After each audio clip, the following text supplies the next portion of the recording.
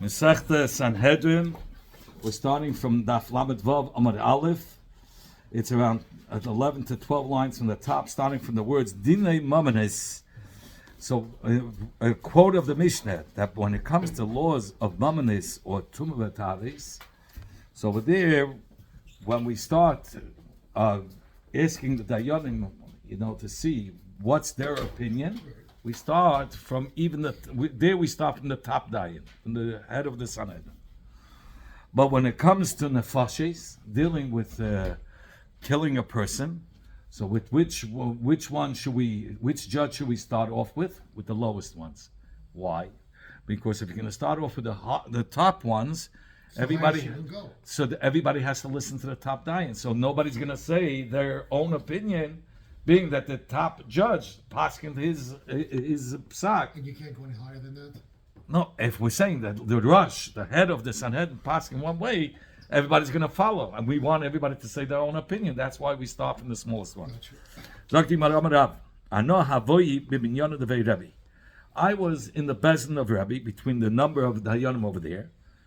And when we were dealing with mamanis, monetary laws, and Tumah V'Tara, Havamaschali Bereisha, they appointed that I should start off first, and I was not the leader of the Sanhedrin. The leader was Rabbi Yehuda Anasi, and we said when it comes to monetary law or Tumas V'Taris, we start off with the leader of the Sanhedrin.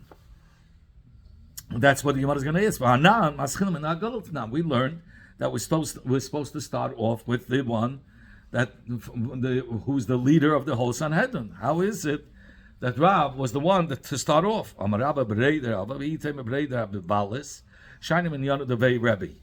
It was different when it came to the Bezdin of Rebbe. When it came to any law, Rebbe he didn't want to be the one to start off. He was humble. And since he was humble, that's why he allowed Rav to start off. Rabba said, the son of Rabba had said, others say it was Rabbi Hillel, the son of Rabbi Valas. Moshe, from the days of Moshe Rabbeinu, without Rabbi, till Rabbi Yehuda Hanasi, we haven't found somebody should have such vast knowledge in Torah and also be a leader. Over here he uses as a leader to have both. Mm-hmm. That Moshe Rabbeinu was a leader of Klal Yisrael, yes. And he was the most knowledgeable in the Torah. Rabbi Yehuda Hanasi was a leader, and so too was most knowledgeable. Here he uses Torah Gedula, what's the greatness? He uses as a leader. In Masechta Gittin, we learn differently. What does it mean? Gedula doesn't mean a leader, somebody who's very wealthy. But okay, here we're learning as a leader. There was no other person between Moshe Rabbeinu till Rabbi Yehuda Hanasi. There was nobody in between that had Torah and Gedula, somebody who had a vast knowledge of Torah and was a leader as well. In between, in those 1,500 years, around approximately, nobody. So he says, "V'loi, have Yeshua." Right after Moshe, there was Yeshua ben Nun. He was the leader of the Bnei Yisrael after Moshe passed away, and he had great knowledge in Torah. Says he wasn't the only one. How about Elazar? Elazar was his chabrusa. Elazar Koyin, he was equal to Yeshua when it came to the knowledge in Torah. So he wasn't the only one. That's why we didn't count Yeshua. In fact, you might have Pinchas. But after Yeshua ben Nun and Elazar had passed away, Pinchas took over. He was the leader and the most knowledgeable in Torah. Says he wasn't the only one. There was Havazakanim. There were the elders who also were just as knowledgeable as Pinchas was. In fact, you might have Shaul HaMelech. Shaul HaMelech was the king. Plus, he was the most knowledgeable person in Torah. Says, it's not true. Have a Shmuel HaNavi. Shmuel HaNavi lived in the time of Shaul, and he was just as knowledgeable, if not more. He was greater than him in Torah.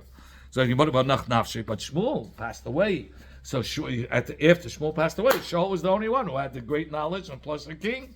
Says, that's not good enough. We mean somebody in his whole lifetime. He was the only one that had this vast knowledge, plus was a king. But it wasn't his whole lifetime, because Shmuel lived part of the years that Shaul was living, and he was more knowledgeable than Shaul. Says he wanted to have a David. David HaMelech was a great Torah scholar, and he was a king. Says he wanted to have a Ira HaYairi. There was this Ira HaYairi who was his teacher. It says in the Gemara tells about Ira HaYairi, that everybody sat in front of Ira HaYairi, And he would teach Torah to all the Talmidim, and amongst the Talmidim, to all the Chachamim, amongst the Chachamim was David. So you see, Yair HaYair was greater than David HaMelech in Torah knowledge. In fact, but he passed away. That's not the Gemara's asking. The Gemara says, the Gemara is asking, well, he passed away, so David HaMelech was the only one that was most knowledgeable and also a leader. So why do you say that there was nobody in between Moshe Rabbeinu and Yehuda HaNasi? There was David HaMelech. Says, we mean all his whole lifetime, he was the only one that had this vast knowledge of Torah, which is not true. Yair HaYair, who was his teacher, lived together with David, and David wasn't the only one. In fact, what about Shlomo? Shlomo HaMelech was a genius, and he had the great knowledge, and he was a king. It says, Shimon ben Gera. Shimon ben Gera lived in his days, who was just as knowledgeable in Torah. In fact, what about Katlei? Shlomo killed him because he cursed David HaMelech. David HaMelech told Shlomo, I want you to get him back, but do it in a classy way. So he told Shimon ben Gera, listen, you are now limited to where you could stay. You could only stay in the walls of Yerushalayim, being that you were not nice to my father. Anyway, when his slave ran away from him, so he left the walls of Yerushalayim. So that's when Shlomo HaMelech killed him. He says, you knew you weren't supposed to leave, and you went against the king.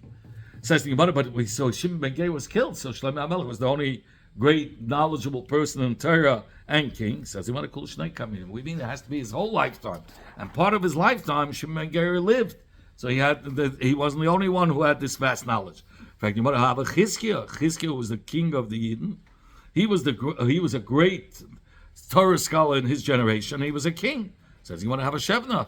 There was Shevna who was his advisor also, and he had more students than Chizkiah. We learned before, and we know that he subordinated himself to Nebuchadnezzar, to the Romans, and he said, I have more Talmidim than Chizkiah, and Chizkiah was worried maybe he has the majority, so maybe we should listen to him. David said, we don't go according to today when it's a bad thing. And at the end, Shevna left. He says he's coming to subordinate, and he expected all his students to follow, but the gate closed right after he left, and he was killed. I mean, they came, and he says, where are your people? He says, they didn't come with me. So you're making a mockery over us. So they tied him to the tail of a horse, and they hit the horse, and of course they dragged him, and killed him. In fact, the mother of Iktil, Shevna was killed, so the only knowledgeable one then was Chizkiah, and he was the king. Says, you want to Kulishnei coming in. We need all the whole lifetime of Chizkiah to be the only one who had that knowledge. But in his lifetime, there was Shevna. Says, you want to have Ezra. We know Ezra Sefer. He led the Bnei Yisrael, and he was also a great scholar in Torah. Says, you want to have Nehemiah ben Chachaliah. In his days, there was Nehemiah ben Chachaliah, who was a greater leader than him, because he was appointed by the king of the Persians, the main as their leader for the Klal Yisrael. So he was greater in a way than Ezra in leadership. It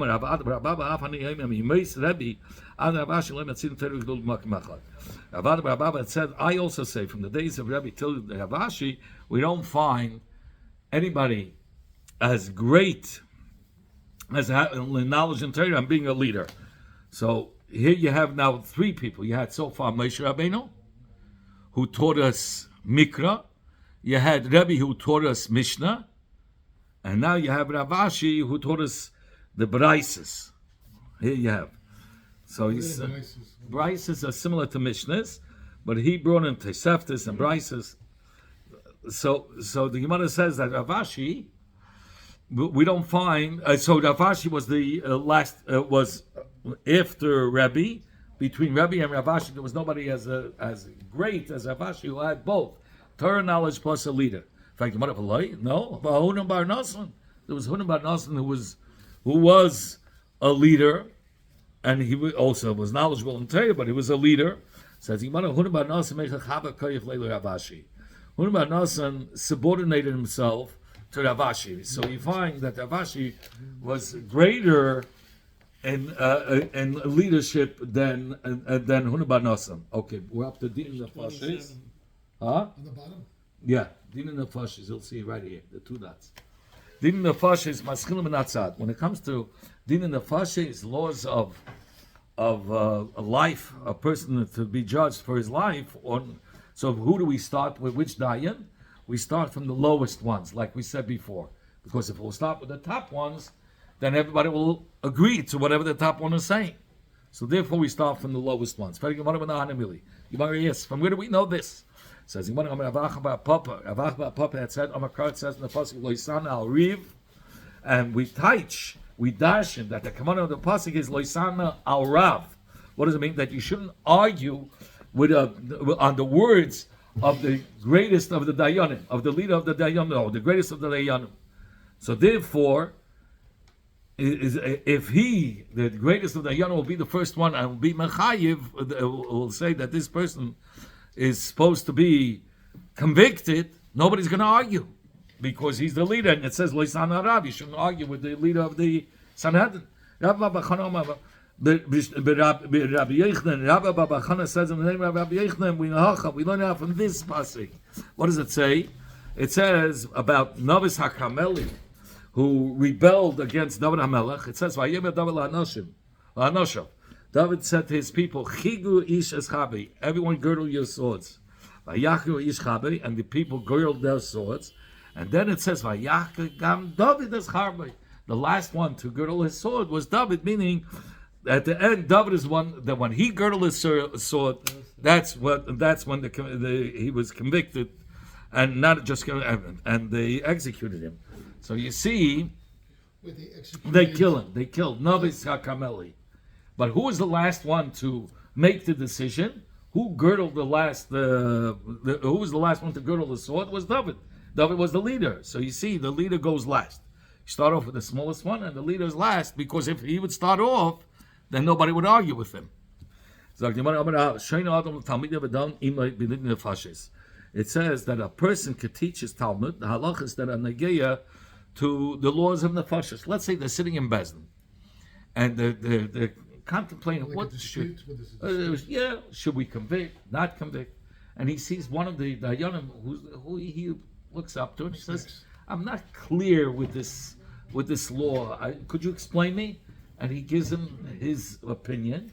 Sort of, it sounds like slanted, and he follows that opinion. Can we count him as a dayan because he sort of taught him the law, and because he taught him, he was swayed to the side of conviction. Could we count him as one of the 70 judges? You couldn't appeal in those days if they made a decision. You couldn't appeal. We're talking about to the highest court now. So we're already at the highest court. They start off with 23. Now they had 70. So Meisvei, the Gemara is Sakasha on the words of Rav from the following Braisa. When it comes to laws of purity and impurity, says Gemara, if it's a father and a son who are on the Bezdin, or a teacher and a student, we can count them as two separate dayanim when it comes to purity and the laws of monetary law. But I'm sorry, not monetary, the laws of purity and impurity. But dinim mamnes, when it comes to the laws of monetary law, v'dinim nefashis, when you're dealing with the life of a person, v'dinim makis, or the malchus of a person getting hit with malchus. What does that mean, malchus? Malchus, if somebody was able to love, they would whip him 39 malchus. But of course, it was brutal, but they wouldn't always do it. They would first see if he's able to absorb it. If not, they would give him less. One lash would probably knock you out. They would only give if he was able to absorb it. It says they had to check. They checked him out before. So it says, when it comes to those three, monetary law, the laws of a person's life, or laws of malchus, about renewing the renewal of the month, or calculating if we should add another month to the year. We cannot count a father with his son as two separate dayanim. We cannot count a teacher with his student as two separate dayanim. We can only count them as one. So now we have a contradiction. We just said before that if the Rav taught his student asked him, I'm having a problem with this law about if we should convict or not. Explain me the concept. And the teacher explains a clarification. And the teacher explains him. We said we can count them as two dayanim, two separate dayanim. And here we learn when it comes to laws of life, if a teacher taught the Talmud something about any clarification, he cannot be counted as a separate dayan. It's one. So it's a contradiction on Rav. It says, you want to keep coming up? What did Rav say? That we could count him as two? Kigoyin Rav Kahana Ravasi. For instance, Rav Kahana Ravasi, the Gemara, the Rav, Havatzichi. They, all they needed is clarification. But l'svari, the Rav, lo Havatzichi. But to come on to reasoning, they use their own reasoning.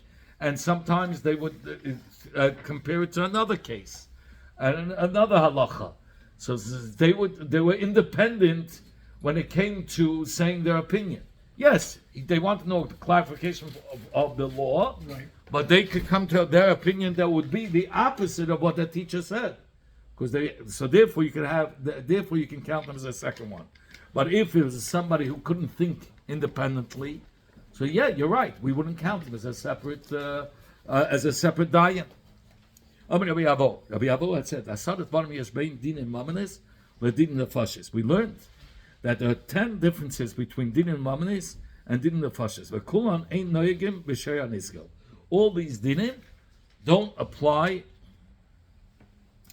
All these dinim that apply only by dinim nefashis, but it's not noyeg b'shei haniskel. We learn by shei haniskel.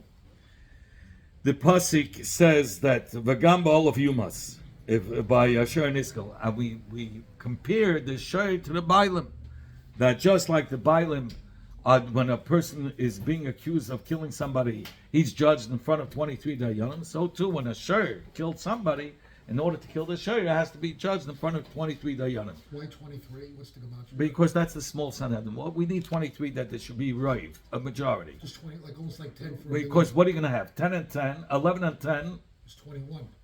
I'm sorry, 11 and 11 will be 22. It's an even number. But the problem is you need 2 when you want to convict somebody. How are you going to have 2 in 23? So like this, you can have 11 and 13. Gotcha. I'm sorry, 10. No, What's 11 and 12. No, so it's 13 and 10. Correct, 13 and 10. That's right. Or 23. 11? No, it has to be 11. Yeah, 10, 13 and 10. Because if it's 11, then they decide it's 12. 12-1, it's not going to be able to convict him. It has to be 2 2. for conviction, not for to acquit. 1 is enough to be the majority. It'll be a vote. Was this actually a very coordinated, cohesive, where people said, you know what, we're going to get this guy, we're not going to get this guy? I mean, was there any corruption involved in this process? There were times that were corruption. Of course there was. Okay. There's many stories. In the Midrashim. Anyway, so I've always said that there are 10 things. So he says, the only thing that we have that we compare from this Hekesh is that you need 23 Dayanim. What's a Hekesh? A Hekesh means that if it's written, you have a pasuk, and it has 2 words in the same pasuk. In the same pasuk you have Ba'olav, meaning the owner of the ox, and you have Shor Niskel, the ox that killed somebody. Right. So we compare the owner, the Shor Niskel, to the owners as if the owners would have killed somebody, if the Shor killed somebody. And we compare just like the owners. Like liability, some kind of liability? If he wasn't careful with his ox, so it's as if he should have been killed for allowing his ox to kill somebody else. So, but he doesn't get killed. But we're learning it from there, just like by the owners, if they were to be judged for killing somebody, it would have had to be in front of 23 Dayanim, so to the ox. So archaic. I mean, so... That's called Hekesh. It's in the same pasuk. Yeah, but we said so we don't... It's not general versus controlling. No. It's one of the... I never heard that before, that's why I'm asking. The 13 midas that the Torah gave us as a way to learn laws from the Torah.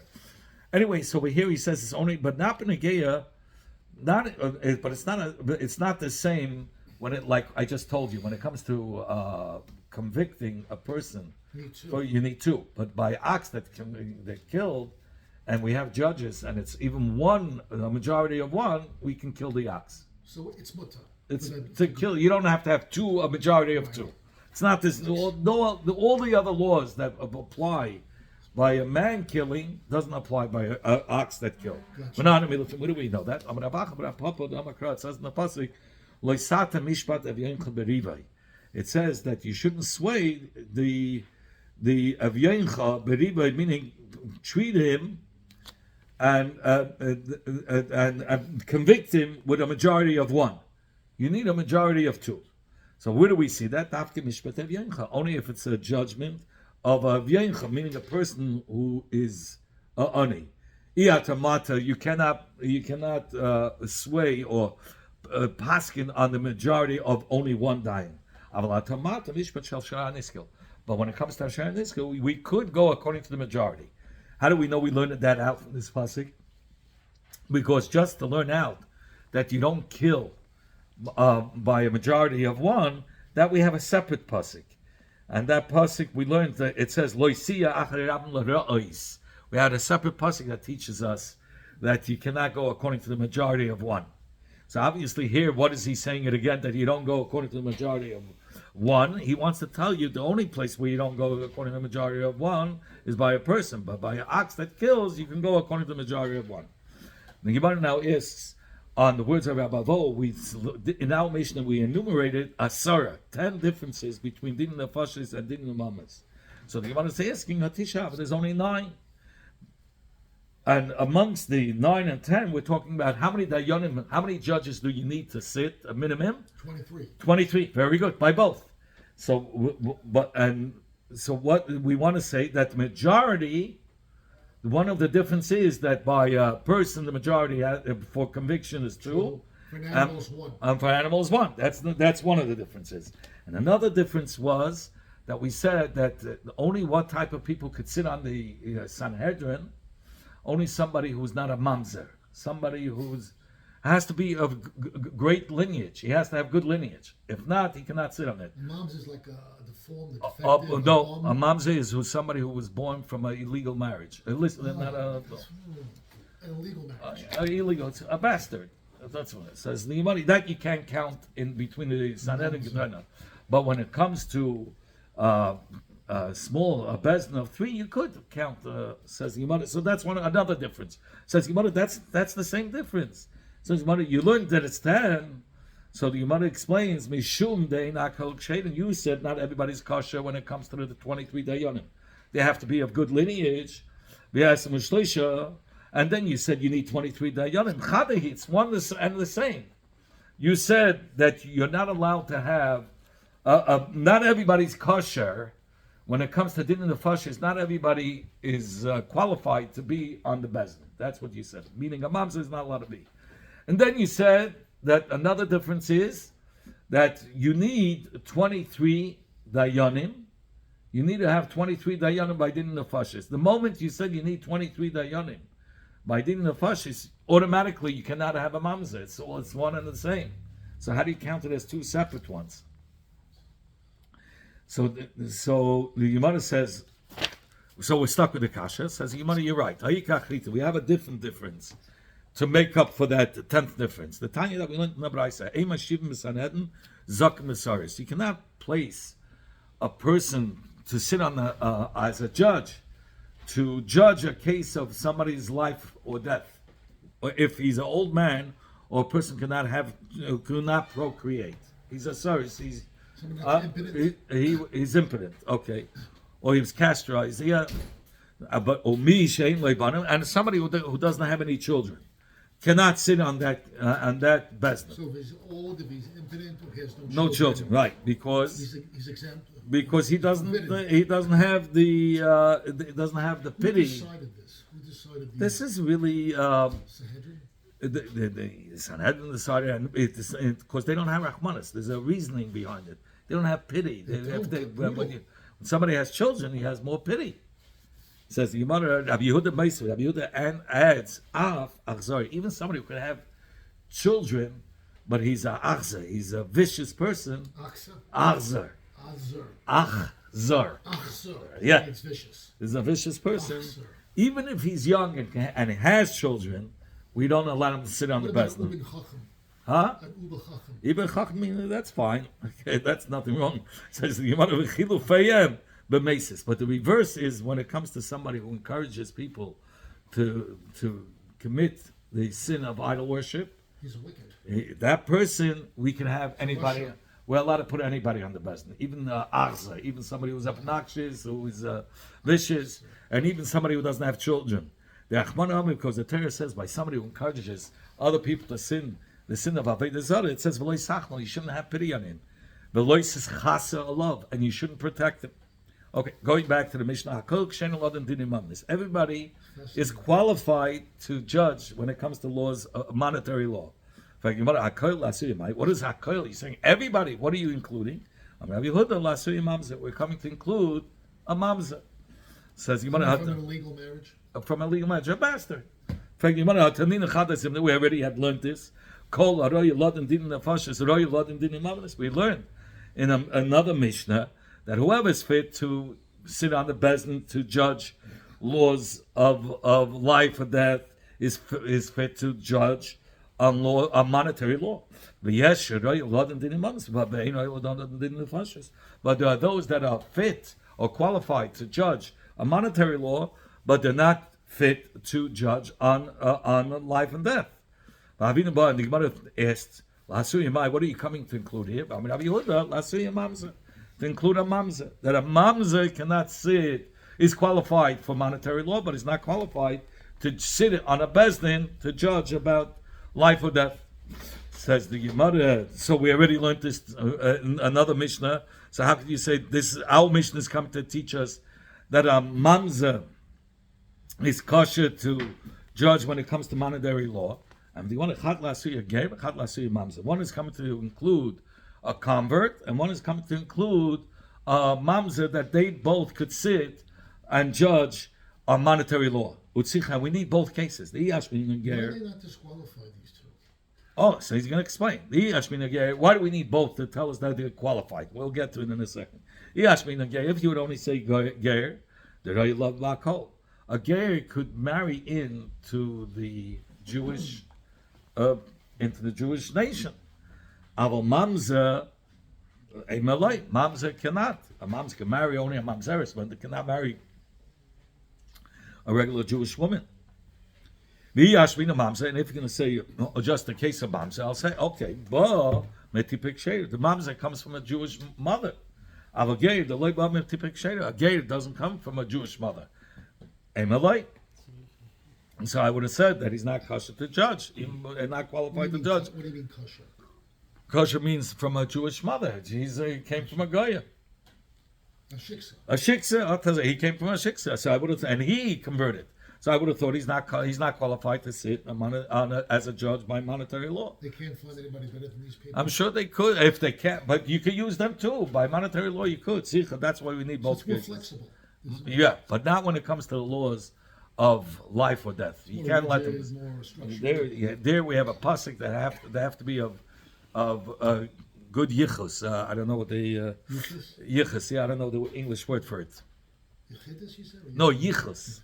Yichidus is when you meet the yichus, what your parents lineage. You have to have great lineage. Good lineage. Yes. How do you say that word? Yichus. Yichus. Yes. Not everybody is qualified to judge when it comes to life and death, to sit on the bezdin to judge on life and death. My timer, what's the reason?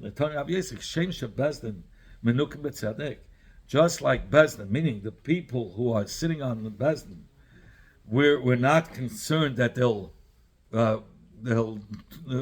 won't paskin right. We know they're going to paskin purely. Judge and come. Paskin means they come to the conclusion and the psak. The paskin. So okay, so too he has to be clean of any blemish. Mema said Mikra. What's the pasuk for it? It says kulach yafa. Yasi. All of you should be beautiful, my friend. And there shouldn't be any mum. So we see he's not allowed to have any blemish. In fact, a blemish meaning that his lineage has to be clean. In fact, how do you know means about maybe how do we know we're talking about lineage? Vidilma lebum mamish. Maybe he's referring to somebody who has an actual blemish. He's missing a finger or a toe, right? Like a deformity. A deformity. Yeah. How do you know it's referring to lineage? It says it says in the pasuk, V'isiatsu sham imach. it says that the 70 Skenim that appointed Moshe Rabbeinu, according to the tzivur of Hashem, Hashem says 70 skating? 70 elders. Moshe Rabbeinu was commanded by Hashem to appoint 70 elders because it was too hard for him. They said, that the Sanhedrin should stand with you, Moshe. So imach, when it says the Dayanim should stand with you, b'daimelach, they have to be those that are those elders have to be similar to you in lineage, because we're not talking about the format. We're talking about their case of judging. Maybe over there, the reason why you have to have good lineage, mishum shchina. There we're talking about that Moshe Rabbeinu had a tremendous light over him, and it was a burden. He was the only one that was judging people. And now Hashem is allowing him to take the 70 elders. So Hashem was going to take this great light off of him and give some of the light to the 70 elders. Which is part of the Sanhedrin? Sanhedrin, yeah. So that's the Shekhinah. So the Shekhinah was coming. The light of the Shekhinah was coming upon them. So maybe only over there they had to have a good lineage because the Shekhinah and Hashem was resting on them. But maybe in the later generations, where we're not The spirit, the Shekhinah is, yes, the spirit like of the Hashem, soul, yes. not the soul, the spirit of Hashem, the light. Shekhinah. Yep, Shekhinah means resting, but the spirit of Hashem was resting upon them. Resting. Says the Gemara, hello, Rav Nachman Rav Yitzchak. Only Rav Nachman Rav Yitzchak says, Amakra. It says in the pasuk by the Dayanim who gave advice. I mean, the Dayanim that Yisro gave advice to Moshe Rabbeinu to appoint as Dayanim, right? V'nasu itach. It says, and they will carry the burden with you. Itach b'day malach lahavei. Itach, to carry the burden with you. The meaning the Dayanim that have to be similar to you, Moshe, they will carry the burden. What does it mean? Similar to you, that they should have lineage, good lineage, like you. Those are the Dayanim that will remove some of the burden from you. Okay, we'll stop.